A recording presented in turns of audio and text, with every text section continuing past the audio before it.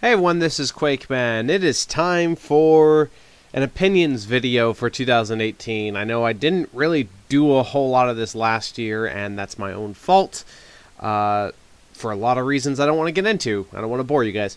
So today's opinions video is on a game that truthfully I was kind of avoiding for a while. Not because I think it was going to be bad, not because I wasn't interested, but because I've been burned on these the indie developer people that try to be like, oh, we're going to bring back the classic, hip, 90s FPS Doom style stuff. And they're okay and boring. Like Hard Reset. And I'm going to bring that out really quickly. That game was okay. It's okay. But games like Shadow Warrior and Doom 2016 were the only ones that were able to kind of bring back the classic element of the old first-person shooters while also trying to be modern, and I like how those done. I kind of ranted about Doom 2016 before, not officially on video, but I have in the past on streams, but I'm not going to get into that. So what I'm talking about today is a game called Dusk. I don't remember the developers' names right now, and that's my own fault. I should have had it in my computer. That's me being a bad YouTuber researcher person. But hey, I'm admitting it at least, not trying to lie about it.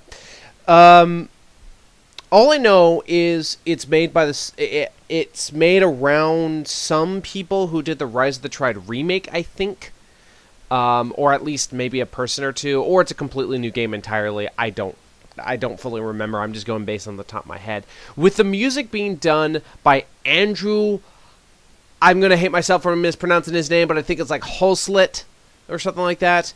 He's the person who did the Rise of the Triad reboot remake music, which I love so much. And also did a like nine music track of episode 1 of Doom, which is awesome. I hope he does all of them, to be honest, but anyways.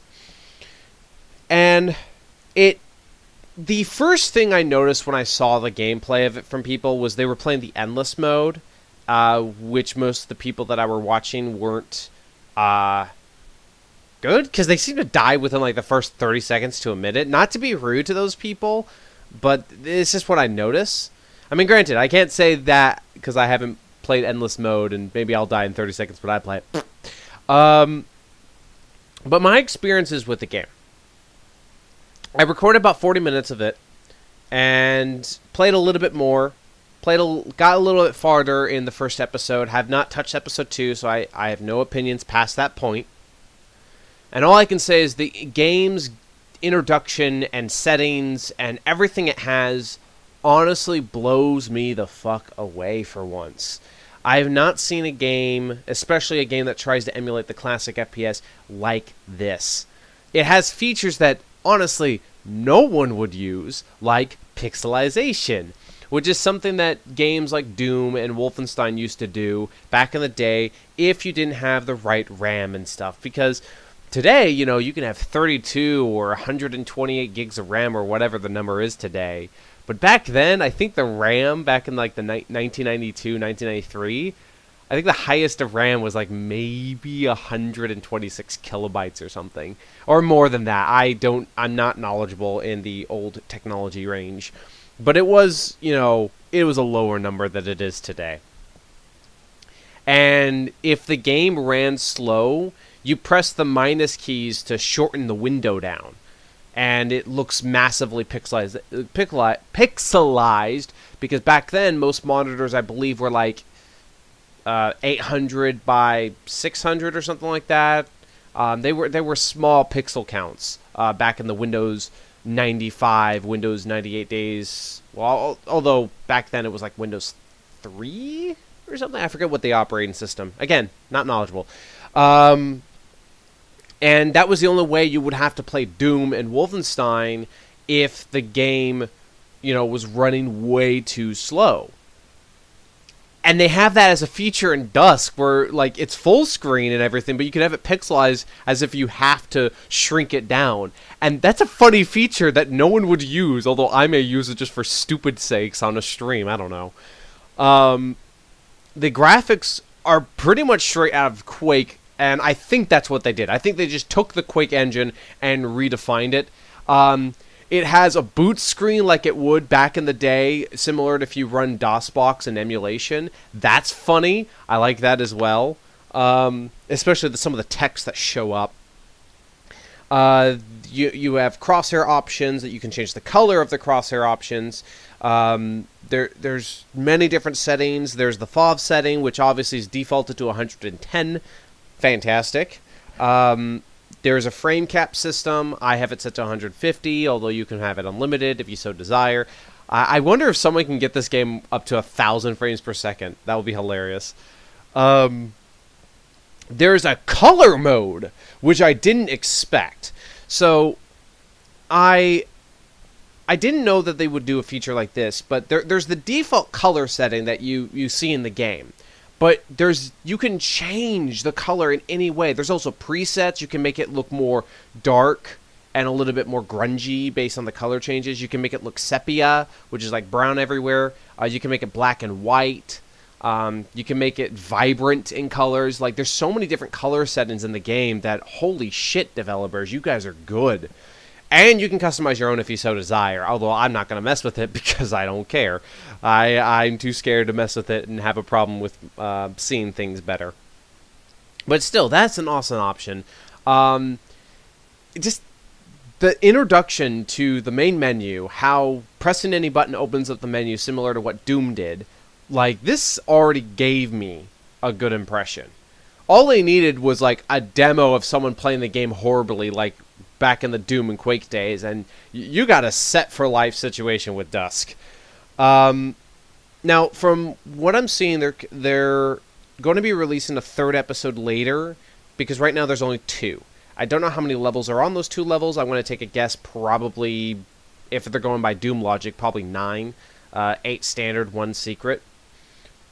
And I believe they released this to certain people that only had an endless mode. Then I think they released the first episode.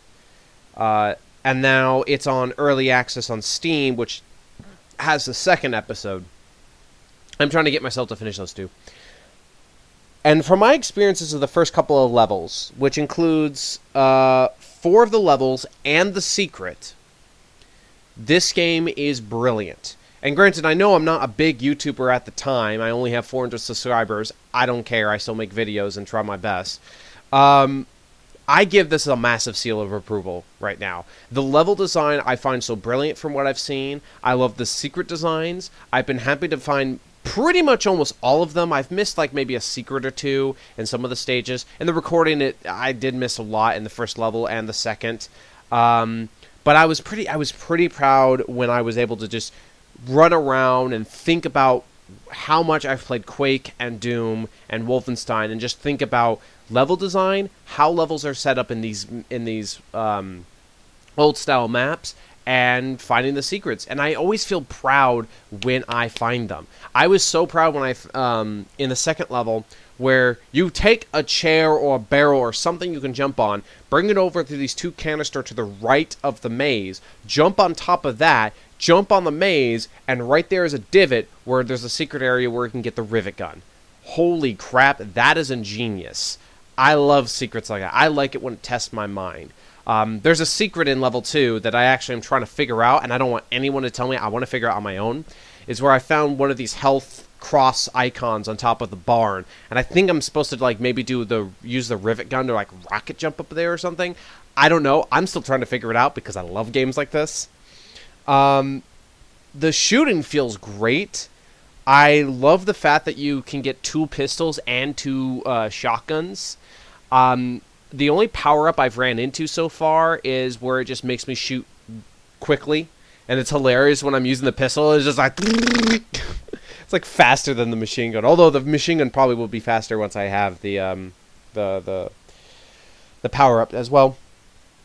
I find it funny how your armor is not called armor in this game. It's called morale, and picking up gold, it looks like, gives you morale. So I find that kind of funny.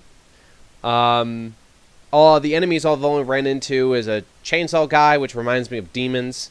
where they can start their attack animation. You can dodge them because they only stand still. That's pretty cool.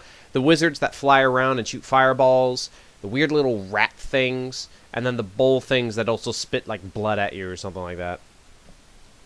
Oh, and the scarecrows with, I think it's supposed to be like a rocket shotgun or something. It's hard to tell. But so far, I've been impressed with this game very, very much. I've also been impressed with a game with the difficulty settings. I've been playing on difficulty 4 because I found out that difficulty 5 is an insta-death mode, which sounds frustrating and fun. I can't wait to try that myself. What's also cool is, I forget what the setting is called, but I saw a setting where you can start every level with sickles. So instead of having your inventory carry over, you always start with the sickles. So you have to find weapons over time. That is fun to me. I like things like that. It challenges you of how to deal with a level with how it's presented. And if that option's there, that means that they made sure a level is beatable on default, something that Doom had to do. The developers of Doom, if I remember correctly from John Romero, it was that because of the fact that some people may not have save, if they died, they start with just a pistol, that they had to make sure that a level was beatable from a pistol start. And I like the fact that the developers did the same here.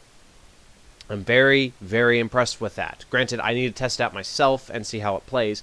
But from the map design of Stage 1, 2, 3, 4, and The Secret, I love it very much.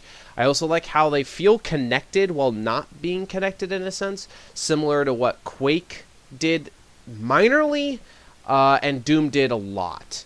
I always love that idea to where even though you know the stages are completely disconnected from each other, they're just random levels to make a map. I like the fact that it feels connected. Similar to what Spear Destiny did a long time ago. That one had it to where you always started in an elevator and it always felt like you were always going up an elevator over time or something like that. So I thought that was pretty nice overall. But I'm having fun with this game. And if you're a person like me who grew up with Wolfenstein, with Doom, with Quake, all of these games, plays them all the time, especially because I did a stream of it, of original Doom for New Year's, funny enough, I highly recommend this. It is still missing like the third episode. It's still doing beta testing for the multiplayer, I believe. But so far, this shocks me very, very, very much. And I give massive praise to the Dusk developers. And if they're watching this video, seriously, all of you guys, how many team members you got, you guys should be very proud for what you did. And especially for someone like me, that makes me happy. Even though I'm a small YouTuber, that's beside the point. It still makes me happy. You guys deserve the best. I hope to see more through this game, even after you guys finish all 3 episodes. It's out of early access. I'm very curious what you guys plan to do. Maybe release some expansion packs similar to what Quake 1 did. Something like that. Make it incredibly moddable, which I believe you are going to do that.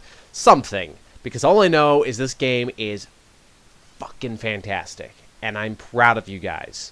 Very, very much.